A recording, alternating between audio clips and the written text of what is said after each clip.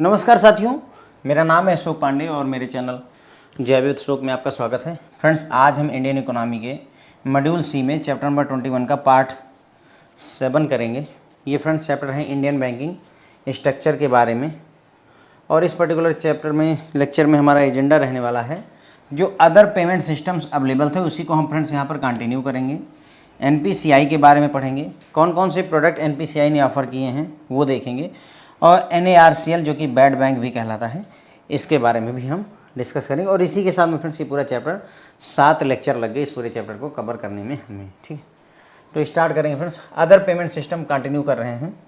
तो access to the centralised payment system CPS by non banks. ठीक है, other payment system में हमने देखा था प्रीपेड कार्ड्स वगैरह होते हैं, मोबाइल बैंकिंग होती है, वो सारी बातें हम पिछले लेक्चर में कर चुके हैं। यहाँ पर हम और बातें डिस्कस कर रहे हैं कि जो सेंट्रलाइज्ड पेमेंट सिस्टम है उसका एक्सेस नॉन बैंक्स को भी दिए जाने की बात आरबीआई ने करी थी। जो बैंक है उनको तो है ही, उसके अलावा भी एक्सेस कर सकते हैं। तो with effect from 21 July 2021 RBI has permitted the non banks to become a part of payment ecosystem, यानी सीपीएस सेंट्रलाइज्ड पेमेंट सिस्टम।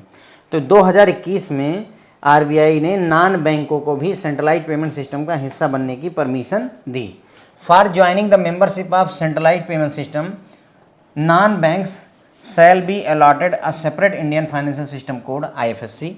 तो सीपीएस का अगर पार्ट होना चाहते हो तो जितने भी नॉन बैंक हैं उनको आईएफएससी कोड मिलना चाहिए, क्योंकि बिना आईएफएससी के पैसा कैसे ट्रांसफर होगा ना। Indian financial system code allot होना चाहिए। Beside they have to open a current account with reserve bank in its core banking system ई-कुबेर and maintain a settlement account with the reserve bank of India. तो इसके अलावा एक तो IFSC code allot होगा, current account खोलना पड़ेगा और सेटलमेंट अकाउंट खोलना पड़ेगा आरबीआई के साथ। ये दो चीज़ों की ज़रूरत और पड़ने वाली है। They have to mandatorily take the membership of Indian financial network INFINET and use of structured financial messaging system SFMS to communicate with centralised payment system. इसके अलावा इनको ये इन्फीनेट जो होता है इंडियन फाइनेंशियल नेटवर्क, इसकी मेंबरशिप लेनी पड़ेगी, और SFMS structured financial messaging system का भी जो है मेंबरशिप लेनी पड़ेगी, तभी ये सेंट्रलाइज्ड पेमेंट सिस्टम के साथ में कम्युनिकेट कर सकें। ये सारी फ्रेंड टेक्नोलॉजी हैं जिनका यूज करके जो है पैसा इधर उधर ट्रांसफ़र होता है। In the first phase following authorised non bank PSPs shall be provided access only to the following authorized non-bank PSP shall be provided access। मतलब ये थोड़ा सा लैंग्वेज का कंसर्न है यहाँ पर। ये क्या कह रहे हैं कि पहले फेज में केवल इनको एक्सेस प्रोवाइड किया जाएगा। ठीक है, prepaid payment instrument issuer PPI issuer, card networks, white label ATM operators, इन सबको। तो कहने मतलब ये हुआ कि इन्होंने ये कहा कि भाई हम जो है नॉन बैंकों को अब सेंट्रलाइज्ड पेमेंट सिस्टम का हिस्सा बनाना चाहते हैं। तो ये नॉन पेमेंट यानी कि जो कार्ड नेटवर्क है, RuPay card, master card, visa card हो गया, वाइट लेबल एटीएम ऑपरेटर्स हो गए। वाइट लेबल एटीएम वो होता है जिसमें सारा का सारा काम प्राइवेट कंपनियां देखती हैं। ठीक है, तो इन सबको भी अब सेंट्रलाइज्ड पेमेंट सिस्टम का पार्ट बनाने की बात कही गई। Access criteria for membership to the various payment system will be reviewed once in 2 year. हर 2 साल में एक्सेस क्राइटेरिया को रिव्यू किया जाएगा। ठीक है, तो ये बात हो गई हमारी। तो हमने देखा भाई कि जो है अदर पेमेंट सिस्टम कंटिन्यूड में कि access to centralised payment system by non bank. तो जो नॉन बैंक है, जो बैंक नहीं, उनको भी सेंट्रलाइज्ड पेमेंट सिस्टम का एक्सेस दिया जाएगा। इसके लिए जुलाई 2021 में आरबीआई द्वारा गाइडलाइन इशू करी गई कि हाँ ठीक है, हम परमिट करते हैं कि आप भी पेमेंट इकोसिस्टम का पार्ट हो सकते हैं। कौन? जो नॉन बैंक हैं। इसके लिए जितने भी नॉन बैंक हैं उनको आईएफएससी कोड अलॉट किया जाएगा, Indian financial system code allot किया जाएगा, उनको आरबीआई के साथ में करंट अकाउंट और सेटलमेंट अकाउंट खुलवाना पड़ेगा। ठीक है, इसके अलावा उनको मेंबरशिप लेनी पड़ेगी इन्फीनेट और एसएफएमएस की। इन्फीनेट होता है इंडियन फाइनेंशियल नेटवर्क और एसएफएमएस होता है स्ट्रक्चर्ड फाइनेंशियल मैसेजिंग सिस्टम। ठीक है, उसके बाद में नॉन बैंकों को जो एक्सेस दिया जाएगा सेंट्रलाइज्ड पेमेंट सिस्टम का, वो फेज मैनर में दिया जाएगा। पहले फेज में अलाउ किया जाएगा प्रीपेड पेमेंट इंस्ट्रूमेंट को, कार्ड नेटवर्क्स को और वाइट लेबल एटीएम ऑपरेटर को। और कौन एक्सेस कर सकता है पेमेंट सिस्टम को, उसको उसकी मेंबरशिप का क्राइटेरिया जो है हर 2 साल में रिव्यू किया जाएगा। जैसे कि मतलब इतना नेटवर्थ होनी चाहिए, इस तरीके की अगर कोई गाइडलाइन है तो उसको रिव्यू किया जाएगा। अब इसी में एनपीसीआई की बात करेंगे अभी भी हम बात किसकी कर रहे हैं, अदर पेमेंट सिस्टम कंटिन्यूड में ही है। उसमें मेन टॉपिक एक तरीके का देख लीजिए, National Payment Corporation of India आ जाता है। एनपीसीआई एक बड़ा क्षेत्र है अपने आप में, इसीलिए एक अलग हेडिंग यहाँ आती है। Role of NPCI in payment ecosystem. NPCI का क्या रोल रहा है पेमेंट इकोसिस्टम में, तो वो देखते हैं। NPCI National Payment Corporation of India an umbrella organisation for operating retail payments and settlement system in India is an initiative of Reserve bank of India, Indian Banks Association IBA, under the provision of payment and settlement system act 2007 for creating a robust payment and settlement system in infrastructure in India. तो NPCI एक बड़ा organisation है, umbrella organisation है, जो कि retail payment और settlement का काम देखता है हमारे देश में। ये बनाया गया है RBI और IBA के मिले जुले एफर्ट से, और इसको बनाया गया है अंडर PSS एक्ट 2007 के तहत, पेमेंट एंड सेटलमेंट एक्ट 2007 के तहत इसको क्रिएट किया गया है। ठीक है। NPCI has been incorporated as not for profit company. तो एनपीसीआई का गठन नॉट फॉर प्रॉफिट कंपनी के तौर पर हुआ है under the provision of section 25 of companies act 1956 या कंपनीज एक्ट 2013 के सेक्शन 8 के तहत इसका गठन हुआ है। इतना याद नहीं रखना है, सिंपल याद रखिए कि एनपीसीआई एक कंपनी है, नॉट फॉर प्रॉफिट टाइप की कंपनी है, बस बात खत्म हो गई। ठीक है। With an intention to provide infrastructure to entire banking system in India for physical as well as electronic payment and settlement system. इनका उद्देश्य क्या था कि इंडिया में फिजिकल और इलेक्ट्रॉनिक पेमेंट और सेटलमेंट सिस्टम को बढ़ावा देना है, इंफ्रास्ट्रक्चर प्रोवाइड करना है। ठीक है। जो 10 कोर प्रमोटर थे इनके, 10 कोर प्रमोटर्स बैंक, यानी कि जब एनपीसीआई बना तो उसके 10 प्रमोटर बैंक थे, उनके नाम दिए हुए हैं, याद नहीं रख पाएंगे, लेकिन ये याद रखिए कि 10 कोर बैंक होते हैं, जिसमें state bank of India, Punjab national bank, Canara bank, bank of Baroda, union bank of India, bank of India, ICICI bank limited, HDFC bank, city bank, HSBC, ये सारे के सारे हो गए। इन 2020 new entity regulated by RBI were inducted consisting of payment service operators, payment bank, small finance bank वगैरह। तो 10 core promoters थे friends इनके, जिनके नाम दिए हुए हैं। मैं नहीं बताऊंगा, इनको कोई ज़रूरत नहीं है, क्योंकि अगर ऐसा क्वेश्चन पूछ ले कि इनमें से कौन से प्रोमोटर थे, वो अच्छा खासा कठिन क्वेश्चन हो जाएगा और याद रखना भी आसान नहीं होगा। Okay. In 2020 new entity regulated by RBI were induced consisting of payment service operator, payment bank और स्मॉल फाइनेंस। मतलब कहने का ये हुआ कि एनपीसीआई में पेमेंट बैंक और स्मॉल फाइनेंस बैंक और पेमेंट सर्विस ऑपरेटर, इन सबको भी जो है इंक्लूड किया गया किसमें, अपने एनपीसीआई के तहत। अब यहाँ पर हमें बात करनी है कि कौन कौन से प्रोडक्ट हैं एनपीसीआई के। तो national Payment Corporation of India होता है एनपीसीआई। इसका रोल क्या रहा है, तो एनपीसीआई एक अम्ब्रेला ऑर्गेनाइजेशन है जो कि रिटेल पेमेंट और सेटलमेंट को हमारे देश में देखता है। ये RBI और IBA का जुड़ा हुआ मतलब मिक्स्ड एफर्ट है, दोनों मिल करके इसको बनाए हैं। पेमेंट और सेटलमेंट एक्ट 2007 के तहत इसको बनाया गया है। ठीक है। एनपीसीआई एक कंपनी है जो कि नॉट फॉर प्रॉफिट टाइप की कंपनी है। उद्देश्य क्या है, हमारे देश में पेमेंट और सेटलमेंट का इंफ्रास्ट्रक्चर प्रोवाइड करना। इसके 10 कोर प्रमोटर थे जिनके नाम दिए हुए हैं, और 2020 में इन 10 बैंकों के अलावा भी और भी payment bank, small finance bank, ये सारे बैंकों को भी यहाँ पर अलाउ किया गया एनपीसीआई के अंदर आने के लिए। ठीक है। अगर बात करें हम प्रोडक्ट्स ऑफ एनपीसीआई, तो काफ़ी सारे प्रोडक्ट हैं फ्रेंड्स। एनपीसीआई के प्रोडक्टों की कोई कमी नहीं है।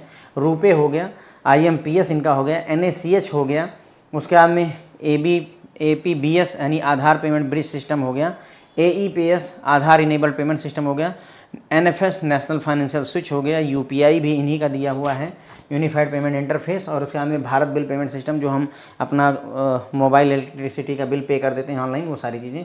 इसके अलावा फास्टैग भी इन्हीं का एनपीसीआई का ही दिया हुआ है। तो आई होप कि ये समझ में आ रहा होगा कि हाँ, ये भी एक ठीक ठाक पेमेंट और सेटलमेंट को लेकर के बहुत तगड़ा काम किया है एनपीसीआई ने, अगर कहा जाए, इसमें कोई कमी नहीं है, कोई डाउट नहीं है। तो फ्रेंड्स क्या है कि रुपए पहले बात करते हैं। तो पहले राज होता था किनका, मास्टर और वीज़ा कार्ड का। ठीक, वही सब कुछ करते थे, सब कुछ देखते थे। रुपए देखो, एक तो रुपए डेबिट कार्ड है और दूसरा पेमेंट गेटवे भी है। रुपए दोनों चीज़ें होती हैं। जैसे मास्टर कार्ड के डेबिट कार्ड भी आते हैं, और पेमेंट को प्रोसेस करने के लिए जो नेटवर्क यूज़ होता है वो मास्टर कार्ड और वीज़ा वालों का ही यूज़ होता है। तो उसी चीज़ को रिप्लेस करने का प्रयास यहाँ पर किया गया है। RuPay it is an indigenously developed payment system design to made the exceptional expectation and needs of the Indian consumer banks and merchant ecosystem. तो ये स्वदेशी, इंडिजिनस मतलब स्वदेशी हमारे देश में डेवलप किया गया पेमेंट सिस्टम है। पेमेंट सिस्टम है, डेबिट कार्ड की बात नहीं हो रही है। अगर आप देखेंगे डेबिट कार्ड क्रेडिट कार्ड की बात नहीं हो रही, ये एक पेमेंट सिस्टम है जो बनाया गया है ताकि जो हमारे देश के कस्टमर, बैंक और दुकानदार हैं उनकी ज़रूरतों को पूरा किया जा सके। RuPay support the issuance of debit, credit and prepaid cards by bank in India and thereby supporting the growth of retail electronic payment system in India. अब जो रुपे है उसके तहत डेबिट कार्ड भी रुपे का, क्रेडिट कार्ड भी रुपे का और प्रीपेड कार्ड भी रुपे के इशू किए जा सकते हैं, जिससे कि जो रिटेल पेमेंट है उसकी ग्रोथ होती है। ठीक है। The alliances with the international network partners, Discover Financial Services, Japan Credit Bureau and China Union Pay provides valuable access to global acceptance footprint and offer world class pay solution to RuPay card holder. अब जो RuPay card holder हैं उनकी payment international स्तर पर हो जाए, उसके लिए गठबंधन किया गया है इंटरनेशनल नेटवर्क पार्टनर के साथ में, जिसमें डिस्कवर फाइनेंशियल सर्विसेज आता है, जापान का credit Bureau and China Union पे, ये मतलब जापान और चाइना के जो है, जैसे हमारे यहाँ का रुपए है वैसे वहाँ का ये सारा चीज़ है। ठीक है। Discover Financial Services Japan, Credit Bureau and China Union पे, ये उनके गेटवे हैं एक तरीके से कह सकते हैं। उनके साथ हमने जो है पार्टनरशिप कर रखी है ताकि जो हमारी पेमेंट है वो आसानी से रुपए कार्ड की पेमेंट हो सके इंटरनेशनल स्तर पर भी। ठीक है। तो यही है, मतलब पेमेंट प्रोसेस करने में भी मदद करता है ये, और साथ ही साथ में तो डेबिट कार्ड, क्रेडिट कार्ड और प्रीपेड कार्ड भी इनके आते हैं। IMPS की अगर हम बात करें, इमीडिएट, IM का मतलब फ्रेंड्स इमीडिएट होता है, इमीडिएट पेमेंट सर्विस होता है IMPS। The difference between NEFT and IMPS is where NEFT is a centralised payment system operated by RBI, IMPS is a money transfer service manage by NPCI। तो देखो simple है, ये कह रहे हैं कि IMPS और नेफ्ट में अगर डिफरेंस की हम बात करें तो नेफ्ट भाई टेकन केयर बाय RBI होता है, जबकि IMPS जो है NPCI द्वारा टेक केयर किया जाता है। बस इतना ही बोल रहे हैं ये। ठीक है। IMPS इमीडिएट पेमेंट का सिस्टम होता है, नेफ्ट सेंट्रलाइज्ड पेमेंट सिस्टम है। दोनों ही मतलब पेमेंट के मेथड होते हैं, बस वो RBI द्वारा नेफ्ट दिया जाता है और IMPS NPCI मैनेज करता है। Both these methods of fund transfer R popular. तो ये दोनों ही मेथड पॉपुलर हैं, सेफ हैं और RBI के अंतर्गत आते हैं। अगर आपको नेफ्ट करोगे तो पैसा थोड़ी देर में जाता है, हर 30 मिनट के बैचेज में जाता है। IMPS में इमीडिएट पेमेंट होती है। बस ये है कि नेफ्ट नेट इंटरनेट बैंकिंग वगैरह में फ्री होता है, IMPS का बैंक चार्ज लेते हैं। ठीक है।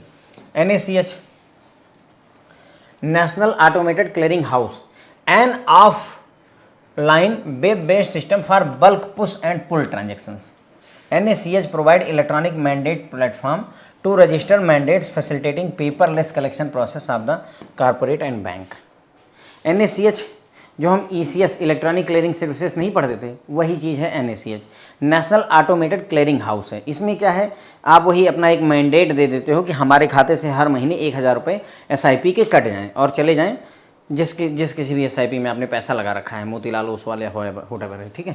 तो उसमें पैसे चले जाएँ, तो एक आप जो मैंडेट देते हो वो रजिस्टर्ड हो जाता है और उसके बाद आपके खाते से पैसे काट करके मोतीलाल ओसवाल के खाते में चले जाते हैं। वही पूरा सिस्टम NACH होता है। It provide both account based and Aadhaar based transaction. अब NACH में अकाउंट बेस्ड भी ट्रांजेक्शन की जा सकती है और आधार बेस्ड ट्रांजेक्शन भी करी जा सकती है। फिर है Aadhaar payment bridge system. Aadhaar payment bridge system, it is used for creating direct benefit transfer transaction for government or government agency disbursement. DBT aim to transfer subsidies directly to the people through the bank account. तो जो आपके खाते में direct benefit transfer आता है, जैसे प्रधानमंत्री किसान योजना है, इसमें 2000 रुपये हर 4 महीने पे 2000 रुपये प्रधानमंत्री जी द्वारा भेजे जाते हैं, तो वो आधार पेमेंट ब्रिज सिस्टम के जरिए ही आता है। डायरेक्ट बेनिफिट ट्रांसफ़र जितने भी होते हैं फ्रेंड्स वो सारे के सारे APBS द्वारा ही आते हैं। Aadhaar enabled payment system, AEPS, Aadhaar enabled payment system, it has become instrumental in increase accessibility of basic banking services in underserved area. देखो आधार इनेबल्ड पेमेंट सिस्टम का क्या मतलब है, ऐसे समझो, सिंपल, अंगूठा लगा करके या आधार नंबर दे करके आप अपने खाते से अगर पैसे निकाल पाते हैं तो उसी के लिए आधार इनेबल्ड पेमेंट सिस्टम होता है। बहुत सारे लोग गांव में क्या करते हैं, अंगूठा लगाया और 10,000 रुपये निकाल लिए, 5,000 रुपये निकाल लिए, तो ये इसी की बदौलत पॉसिबल है। AEPS आधार इनेबल्ड, आधार से योग मतलब इनेबल की हुई पेमेंट सिस्टम है, ठीक है। तो ये अंडर सर्व्ड एरिया में काफ़ी मदद करता है, जहाँ बैंक वगैरह नहीं है, जो एजेंट वगैरह होते हैं वो लेकर के पैसे निकाल देते हैं, या जो CSC पॉइंट्स वगैरह होते हैं वो भी। नेशनल फाइनेंशियल स्विच, ATM जितने भी हैं उनको जोड़ने के लिए जो नेटवर्क है वही नेशनल फाइनेंशियल स्विच कहलाता है। National Financial Switch is the largest network of shared automated teller machine in India facilitating interoperable cash withdrawal, card to card fund transfer and interoperable cash deposit transaction among other value added services in the country. तो देखो, जैसे हम मान लो PNB का ATM card लेकर, PNB का debit card लेकर के मैं पहुंच गया केनरा बैंक के ATM पे, तो अब केनरा बैंक अलग है, PNB अलग है। PNB के खाते में, PNB वाले कस्टमर मेरे खाते में कितने पैसे हैं वो केनरा बैंक को कैसे पता चलेगा, कैसे पता चलेगा सर? इसी से, नेशनल फाइनेंशियल स्विच की सहायता से ही हम वो केनरा बैंक एक्सेस कर पाता है कि PNB के खाते में कितना पैसा है, ठीक है, और उसी को डेबिट क्रेडिट करता है। तो यहाँ पर क्या क्या चीज़ें हो सकती हैं भाई, कैश विड्रॉल कर सकते हैं, एक बैंक का ATM है, किसी भी बैंक का डेबिट कार्ड हो, कार्ड से कार्ड में फ़ंड ट्रांसफ़र करना चाहो तो भी कर सकते हो। इवन अब कैश डिपॉजिट का भी कॉन्सेप्ट आया हुआ है, अगर PNB में देखा जाए तो BNA बोलते हैं, बल्क नोट एक्सेप्टर मशीन बोलते हैं, जिसमें पैसा डिपॉजिट भी खाते में किया जा सकता है, ठीक। तो ये सारी चीज़ें जो है इन्हीं नेशनल फाइनेंशियल स्विच की बदौलत संभव है। UPI ज़्यादा बताने की ज़रूरत है नहीं, आप लोग जान ही रहे हैं इसकी महिमा, कितना बड़ा सिस्टम बन करके आया। ये मेरे ख्याल से अभी दुनिया भर के 7-8 देश इसको अपना चुके हैं, वहाँ पर भी वो यूज कर रहे हैं। हमारा सिस्टम बहुत बड़ा जो है, प्राउड वाली बात है ये कि मतलब हमारा कोई ऐसा प्रोडक्ट है जो दुनिया एक्सेप्ट कर रही है कि हाँ ठीक है, हमारे यहाँ भी इसको चलाते हैं, ठीक है। UPI बेहतर प्रोडक्ट है, इसमें कोई डाउट नहीं है। Unified payment interface, a unified payment interface is a smartphone application that allows user to transfer money between the bank account, ठीक है। तो भाई स्मार्टफोन बेस्ड एप्लीकेशन होता है, पैसा ट्रांसफ़र कर सकते हैं अकाउंट से। It is a single window mobile payment system develop by the NPCI, इसको जो है NPCI द्वारा डेवलप किया गया है। Bharat bill payment system BBPS, अब जो UPI में ही आप अपनी पेमेंट नहीं करते हैं, वो कि जैसे UPI मान लीजिए फ़ोन पे या गूगल पे खोलते हैं तो पता चलता है कि बिजली का बिल इतना बाकी है, आपका जो है DTH का रिचार्ज है, आपका फास्टैग का रिचार्ज है, सारी चीज़ें वहाँ दिखाता है। तो वो किसके आधार पर दिखाता है? इसी BBPS के आधार पर। Bharat bill payment system develop किया है सरकार ने, NPCI ने, और वही Bharat bill payment system fetch करके लाता है। देखो ऐसा समझो, समस्या क्या रहती है, जैसे बिजली विभाग में तुम्हारा कितना उधार है कैसे पता चलेगा? कैसे पता चलेगा भाई बिजली विभाग में कैसे कितना उधार है? वो तो वही बिजली विभाग ही जानेगा, जिस राज्य में, जिस जिले में, जहाँ पर आप सर्विसेज लेते हैं। मध्यांचल विद्युत में है कि पूर्वांचल में है, वो देखना पड़ेगा, ठीक। तो उन्हीं से डेटा एक्सेस करने के लिए भारत बिल पेमेंट सिस्टम बनाया गया, जिसमें अब क्या होगा, बिजली विभाग को भी उसी पर लाया गया, कस्टमर को भी उसी नेटवर्क में ले आया गया, ठीक। तो भारत बिल पेमेंट सिस्टम की वजह से ऐसा होता है। Bharat bill payment system is offering one stop bill payment solution for all recurring payment with 200+ बिलर, यानी कि 200+ बिलर, मतलब जो बिल देते हैं आपको, in categories viz electricity, gas, water, telecom, DTH, loan repayment, insurance, FASTag recharge, cable across India, ठीक है। तो आप गैस का बिल भर दीजिए, वाटर का बिल भर दीजिए, टेलीग्राम का, DTH का, लोन का, फास्टैग का, ये सारी चीज़ें आप कर सकते हैं, ठीक है। फिर है NPCI नहीं, national Electronic Toll collection, NETC। आजकल जो हम फास्टैग यूज करके बड़े आराम से निकल जाते हैं, कहीं ना कहीं लाइन नहीं लगती है, इन्हीं की देन है National Electronic Toll Collection. It provide an electronic payment facility to customer to make the payments at national, state and city toll plazas by identifying the vehicle uniquely through FASTag. तो जितने भी टोल प्लाजा होते हैं वो कहीं के भी हों, वहाँ पर आसानी से पेमेंट अगर फास्टैग से कर पाते हैं तो उसके लिए नेशनल इलेक्ट्रॉनिक टोल कलेक्शन ही जिम्मेदार है। यहाँ पर हमने NPCI पूरा डिस्कस कर लिया था। हमें प्रोडक्ट देखना था NPCI के, तो पहला रुपे है। RuPay debit card, credit card और जो है प्रीपेड कार्ड भी होता है। रुपे एक पेमेंट सिस्टम भी है, पेमेंट सिस्टम जैसे मास्टर कार्ड और वीज़ा का पेमेंट गेटवे वगैरह होता है, उसी तरीके का ये है। तो रुपे जो है हमारे देश में डेवलप किया गया पेमेंट सिस्टम है, जो कि हमारी जो है ज़रूरतों को पूरा करता है, जो हमारे कस्टमर हैं, जो हमारे बैंक हैं, जो हमारे बिजनेसमैन हैं, उनकी ज़रूरतों को ये पूरा करता है पेमेंट में मदद करते हुए। ठीक है, इसमें debit card, credit card, prepaid card वगैरह आते हैं और इसके लिए विदेशी जो है जो नेटवर्क हैं उनके साथ में पार्टनरशिप भी की गई है, जैसे discovery financial Services Japan, Credit Bureau and China Union पे, इनके साथ में हमारा टाई अप है ताकि रुपए की जो पेमेंट है वो इंटरनेशनल स्तर पर भी हो सके। IMPS क्या होता है? इमीडिएट पेमेंट अगर आप करना चाहते हैं तो आप नेफ्ट की बजाय IMPS कर सकते हैं। नेफ्ट RBI ऑपरेट करता है और IMPS NPCI ऑपरेट करता है। ठीक है, दोनों ही RBI के प्रीव्यू में आते हैं, सेफ और सिक्योर होते हैं। NACH वही मैंडेट बेस्ड आपके खाते से पैसा डेबिट होने या क्रेडिट करने की व्यवस्था होती है NACH के through. National Automated Clearing house इन्हें कहते हैं। इसमें अकाउंट बेस्ड और आधार बेस्ड दोनों तरीके की ट्रांजैक्शंस होती हैं। Aadhaar payment bridge system APBS, Aadhaar payment bridge system, direct benefit transfer, government का जो भी पैसा कस्टमर के खाते में, आम जनता के खाते में जाता है वो आधार पेमेंट ब्रिज सिस्टम के जरिए ही जाता है। सिंपल समझ लीजिए। ठीक है, तो जैसे अगर पूछा जाए कि LPG गैस की जो सब्सिडी आती है वो कैसे आती है, तो सर ध्यान रखिएगा, आधार पेमेंट ब्रिज सिस्टम के जरिए ही आती है जो LPG गैस की सब्सिडी आती है, क्योंकि ये सब्सिडी वगैरह ट्रांसफ़र करने के काम आता है। आधार इनेबल्ड पेमेंट सिस्टम क्या होता है?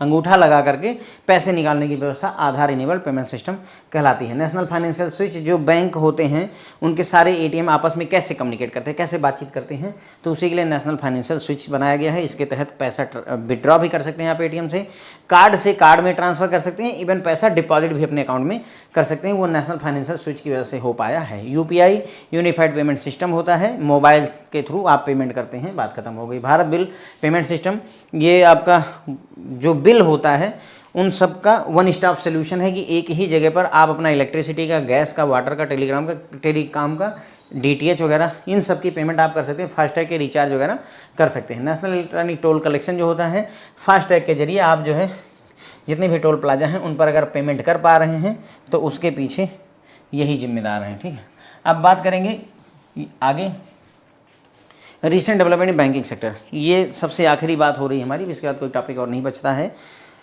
कौन से लेटेस्ट डेवलपमेंट हुए, रिसेंट में क्या क्या डेवलपमेंट हुआ बैंकिंग सेक्टर, उसकी हमें यहाँ पर बात करनी है। NARCL है, national asset reconstruction company limited, NARCL। तो देखो फ्रेंड्स, एक बैड बैंक का कॉन्सेप्ट आया है। किसका? बैड बैंक का कॉन्सेप्ट लाया कौन? RBI। बैड बैंक का कॉन्सेप्ट क्या है कि जितने भी बैंकों के बैड लोन हैं, NPA हैं, उन सभी लोन्स को NARCL अपने पास लेकर आएगा और फिर NARCL अपने पास लाने के बाद में इसको जो है बेचने की जिम्मेदारी, मैनेज करने की जिम्मेदारी IDRCL को दे देता है, India debt resolution company limited को ये ट्रांसफ़र कर देता है। ठीक है, तो दो बैड बैंक में दो चीज़ें हैं, NARCL है और उसी के साथ में IDRCL भी है। ठीक है, तो समझ लीजिएगा आप इस बात को। चलिए, national asset reconstruction company limited, setting up of NARCL was announced in the union budget 2021-22। NARCL की सेटिंग की जो बात हुई थी, सेटअप करने को लेकर के, वो 21-22 के बजट में कही गई थी। The objective was to construct a bad bank which would house based loan of ₹500 crore and above. मतलब कहने का ये हुआ कि उद्देश्य था एक बैड बैंक बनाना जो कि अगर बैंकों का जो लोन है वो 500 करोड़ या उससे अधिक का है तो उसको अपने पास ले लेगा और उसको रिकवर वगैरह करेगा। ठीक है, NARCL will have a dual structure. It will consist of an asset management company AMC and an asset reconstruction company ARC to recover and manage stressed asset. तो NARCL में dual structure होगा, इसमें दो चीज़ें होंगी, एसेट मैनेजमेंट कंपनी AMC और asset reconstruction company ARC होंगे। किस चीज़ के लिए? स्ट्रेस एसेट को रिकवर और मैनेज करने के लिए। It is a collaboration between private and public sector bank, but public sector bank की जो ओनरशिप है वो 51% रहेगी NARCL में। इतनी काम की बातें अपनी हो जाती हैं। ठीक, फिर आ जाता है हमारा India debt resolution company limited. ये भी फ्रेंड्स बैड बैंक का ही पार्ट है। IDRCL is a service company operational entity whose purpose is to manage the assets of NARCL with the help of turnaround expert and market professional। तो IDRCL एक service company है जिसका काम है कि जो NARCL के एसेट हैं उनको मैनेज करना। किसकी सहायता से? जो भी एक्सपर्ट हैं और मार्केट प्रोफेशनल हैं उनकी सहायता से। The NARCL will buy asset by presenting an offer to the lead bank। NARCL पहले क्या करेगा, जिस भी बैंक का NPA है उसको जो है ऑफर करेगा कि हम आपका ये लोन, बैड लोन खरीदना चाहते हैं। कौन करेगा ये? NARCL करेगा। फिर NARCL जो है IRDL will be included for management and value addition after NARCL's offer is accepted। एक बार NARCL का ऑफर एक्सेप्ट हो गया तो अब IDRCL का काम शुरू हो जाएगा, जो कि मैनेजमेंट और वैल्यू एडिशन, उसको मतलब निपटाने का काम यही देखेंगे। इसमें पब्लिक सेक्टर फाइनेंशियल इंस्टीट्यूशन और public sector banks will hold 49% stake in IDR and rest will be in private bank. तो पब्लिक सेक्टर बैंक के पास 49% हिस्सेदारी रहेगी और बाकी का जो है प्राइवेट बैंकों के पास रहेगी। तो ये हो गया फ्रेंड्स। रीसेंट डेवलपमेंट में हमने देखा NARCL के अनाउंसमेंट की गई बनाने की बात यूनियन बजट 2021-22 में। यहाँ पर एक बैड बैंक स्थापित करने की बात की गई कि अगर 500 करोड़ या उससे ऊपर का लोन है तो उसको ये बैड बैंक अपने पास ले लेगा। NARCL का डुअल स्ट्रक्चर, इसमें AMC है और ARC है। AMC एसेट मैनेजमेंट कंपनी है, ARC एसेट रिकंस्ट्रक्शन कंपनी है टू रिकवर और मैनेज स्ट्रेस एसेट को मैनेज करने के लिए। और ये एक कोलैबोरेशन है प्राइवेट और पब्लिक सेक्टर बैंक के बीच में, जिसमें पब्लिक सेक्टर बैंक की हिस्सेदारी 51% रहने वाली है। फिर आता है India debt resolution company limited, IDRCL एक सर्विस कंपनी है जिसका पर्पज है मैनेज करना एसेट को। NARCL का जो एसेट उसको मैनेज करने की जिम्मेदारी होती है। मतलब कहने की ऐसे समझ लो फ्रेंड्स कि NARCL एसेट अपने पास ले आया खरीद करके बैंक से, और उसके बाद बाकी सारी जिम्मेदारी IDRCL के कंधों पर रख दी गई है। वही बात है, ठीक है। IDRCL विल बाई एसेट, ये एसेट बाई करेंगे, ऑफर देंगे लीड बैंक्स को। उसके बाद में IDRCL में इंक्लूड होंगे क्या? मैनेजमेंट और वैल्यू एडिशन का काम जो है NARCL के ऑफर के बाद में IDRCL सारा कुछ देखता है। और इसमें पब्लिक सेक्टर बैंक की हिस्सेदारी IDRCL में 49% की है, बाकी की जो है प्राइवेट बैंकों की होती है। फिर एक नया कॉन्सेप्ट आया है डिजिटल रुपए, डिजिटल रूपी। तो जैसे हमारे पास में रुपए का नोट होता है, वैसे ही डिजिटल रुपए का कॉन्सेप्ट आया हुआ है। अभी काम चल रहा है, बहुत पॉपुलर नहीं हो पाया, लेकिन आएगा, समय आएगा तो ये बढ़ेगा आगे। The central bank digital currency, central bank digital currency यानी CBDC, द RBI डिजिटल रूपी was announced in union budget 2022-23।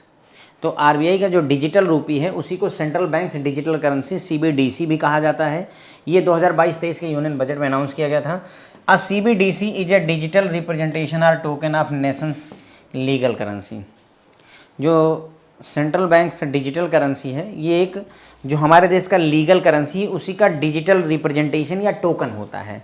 Digital representation रुपए का 10 का नोट है, उसी का डिजिटल रिप्रेजेंटेशन या टोकन कहलाता है CBDC, central bank digital currency. A CBDC can benefit customers with better liquidity, scalability, acceptance, convenience of transaction with anonymity and quicker settlement. तो मतलब फ़ायदे बता रहे हैं कि अगर भाई डिजिटल रूपी रहेगा तो उससे फ़ायदा होगा, कस्टमर को लिक्विडिटी रहेगी, एक्सेप्टेंस रहेगा, आसानी से सेटलमेंट हो जाएगा। Similar to how UPI mandate digital cash more user friendly, this development will increase people's acceptance to digital currency. तो जैसे UPI की वजह से हम डिजिटल मोड में जो है कैश की जगह डिजिटल कैश की तरफ बढ़ गए, उसी तरीके से ये जो है डिजिटल करेंसी की तरफ लेकर जाएगा हमको। कौन? जो हमारा रूपी, डिजिटल रूपी है। ओके, द डिजिटल रूपी would reduce the settlement risk in the financial system. Digital रूपी से जो सेटलमेंट रिस्क है वो घट जाएगा। फिर आ जाती है NABFID, 2 टॉपिक छोटे छोटे और रहता है। तो फिर डिजिटल रूपी को ऐसे समझिए, इसे सेंट्रल बैंक्स डिजिटल करेंसी कहा जाता है, CBDC central bank digital currency कहा जाता है। ये हमारी जो देश की लीगल करेंसी है उसका डिजिटल रिप्रेजेंटेशन या टोकन है। CBDC जो है बेनिफिट कर सकती है अपने कस्टमर्स को बेटर लिक्विडिटी वगैरह दे करके, क्विकर सेटलमेंट वगैरह दे करके। जैसे UPI ने जो है डिजिटल कैश को यूजर फ्रेंडली बनाया है, उसी तरीके से जो CBDC है वो डिजिटल करेंसी को जो है यूजर फ्रेंडली बनाएगा। डिजिटल रूपी से सेटलमेंट रिस्क घट जाता है फाइनेंशियल सिस्टम में। अब बात करते हैं NABFID की, national bank for financial infrastructure and development. NABFID has been set up as a development financial institution DFI to aid India in developing long term infrastructure finance। Simple है, NABFID national bank for financing infrastructure and development, मतलब infrastructure के लिए finance देना, loan देंगे हम लेकिन infrastructure के लिए देंगे, बस यही बात है। तो NABFID सेटअप किया गया था एक डेवलपमेंट फाइनेंशियल इंस्टीट्यूशन DFI के तौर पर, ताकि जो है इंडिया का जो इंफ्रास्ट्रक्चर है उसके लिए लोन मिल सके, उसको डेवलप करने के लिए। इंफ्रास्ट्रक्चर का मतलब सड़क, रोड, है ना, बिजली, मतलब इलेक्ट्रिसिटी वगैरह, ये सारी चीज़ें आ जाती हैं। Unlike banks, DFI do not take deposit from the general public. अब चूंकि ये NABFID है, ये बैंक नहीं है, इसका सिर्फ एक काम है, जो जैसे मेट्रो बननी है, बुलेट ट्रेन बननी है, उन सब के लिए फाइनेंस देना। तो ये आम जनता से डिपॉजिट नहीं लेते हैं, ठीक है, ये आम जनता से डिपॉजिट नहीं लेते हैं। तो पैसा फिर कहाँ से आएगा? तो instead they raise fund from the government, the market and multilateral institution and often backed by government guaranteed. तो ऐसे में ये पैसा सरकार से मिलता है इनको, या फिर ये मार्केट से पैसा उठाते हैं और फिर उसको आगे लोन पर देते हैं, या मल्टीलेटरल इंस्टीट्यूशन जैसे वर्ल्ड बैंक, IMF वगैरह से ये उधार ले सकते हैं। NABFID सेटअप किया गया था एक कारपोरेट बॉडी के तौर पर, जिसकी अथराइज शेयर कैपिटल थी 1 लाख करोड़ रुपए। कितनी? 1 लाख करोड़ रुपए की अथराइज कैपिटल के साथ इसको सेटअप किया गया था। पहले भी हमने किसी न किसी चैप्टर में इसको पढ़ा है, या नहीं पढ़ा है तो आगे के चैप्टर में हम डिटेल में इसको पढ़ेंगे। तो NABFID सेटअप किया गया था। ये एक डेवलपमेंट फाइनेंशियल इंस्टीट्यूशन है, DFI है। इंडिया का जो इंफ्रास्ट्रक्चर है उसके लिए लोन प्रोवाइड करने का इनका काम होता है। DFI बैंकों की तरह जनता से डिपॉजिट नहीं लेते हैं, इनका काम डिपॉजिट लेना नहीं होता है। ये पैसा अरेंज करते हैं सरकार से, यानी गवर्नमेंट से, मार्केट से उधार लेते हैं, या फिर मल्टीलेटरल इंस्टीट्यूशन जैसे कि वर्ल्ड बैंक, IMF वगैरह से उधारी लेते हैं, ठीक है। और इसमें गवर्नमेंट की गारंटी रहती है कि हाँ ये जो पैसा ले रहे हैं हम इसको वापस करेंगे, अगर NABFID नहीं देगा तो। NABFID सेटअप किया गया था, उसकी शेयर कैपिटल 1 लाख करोड़ रुपए की थी, ठीक है। फिर आ जाता है fintech and its impact on financial system. Fintech और टेकफिन हम पढ़ चुके हैं, उसका इम्पैक्ट क्या है हमारे बैंकिंग इंडस्ट्री पर। फ्यूचरिस्टिक सेल्फ सर्विस टेक्नोलॉजी, यानी फिनटेक आने की वजह से सेल्फ सर्विस टेक्नोलॉजी सामने आई है। इंट्यूटिव एप्लीकेशन प्रोग्रामिंग इंटरफेस, यानी कि जो प्रोग्रामिंग इंटरफेस है, जो भी वेबसाइट या ऐप वगैरह बन रहे हैं वो काफ़ी इंटेलेक्चुअल लेवल के बन रहे हैं। इंस्टेंट पेमेंट का फीचर है, तुरंत की तुरंत पेमेंट हो जाती है। Automatic voice bot for customer services, यानी कि भविष्य में जो स्थिति है उसमें क्या होगी कि आप वॉइस से भी पेमेंट कर सकोगे। जैसे आपने बोला कि transfer 5000 rupees to mister Vinod, तो मिस्टर विनोद जो आपके यूजर होंगे उनको 5000 रुपये तुरंत ही ट्रांसफ़र हो जाएगा आपकी वॉइस से। नियो बैंकिंग का भी कॉन्सेप्ट सामने आया है, यानी कि digital banks, digital only bank भी आया हुआ है फिनटेक की वजह से। रेगुलेटरी सैंडबॉक्स, रेगुलेटरी सैंडबॉक्स क्या होता है? रेगुलेटरी सैंडबॉक्स या RS usually refers to live testing of new product or services in a controlled test regulatory environment for which regulators may or may not permit certain regulatory relaxation for the limited purpose of the testing. Hindi में मतलब बहुत सरल भाषा में समझते हैं। Regulatory sandbox का मतलब होता है फ्रेंड, कोई भी प्रोडक्ट मार्केट में, डिजिटल तरीके का प्रोडक्ट मार्केट में लॉन्च करने से पहले उसका टेस्टिंग कर लेना। जैसे UPI है, डिजिटल रूपी है, इसको मार्केट में लॉन्च करने से पहले उसका चेकअप हमने कर लिया, टेस्टिंग वगैरह कर ली कंट्रोल्ड इन्वायरमेंट में, तो फ्रेंड्स उसे ही रेगुलेटरी सैंडबॉक्स कहते हैं। बस इतनी सी बात है हमारी। तो यहाँ पर हमने देखा कि भाई फिनटेक और उसका प्रभाव क्या रहा इंडियन फाइनेंशियल सिस्टम में। तो फ्यूचरिस्टिक सेल्फ सर्विस टेक्नोलॉजी आई है, सेल्फ सर्विस यानी खुद जो है काम निपटाने वाली टेक्नोलॉजी आएगी, तुरंत का तुरंत पेमेंट होगा। जो भी इंटरफेस है एप्लीकेशन के वो काफ़ी जो है अट्रैक्टिव हैं और इंट्यूटिव हैं, ठीक है।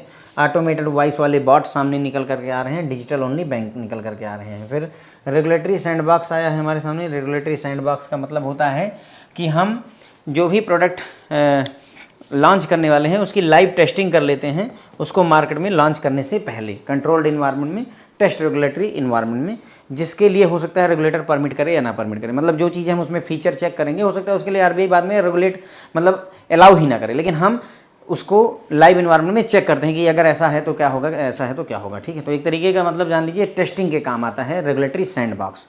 रेगुलेटरी सैंडबॉक्स यानी कि एक बॉक्स है बालू का जिसमें रेगुलेशन को हम चेक कर रहे हैं, एक तरीके से आप कह सकते हैं, ठीक है फ्रेंड्स। तो बस इसी के साथ ये पूरा चैप्टर फ्रेंड्स खत्म हो जाता है, काफ़ी बड़ा चैप्टर है। Thank you so much.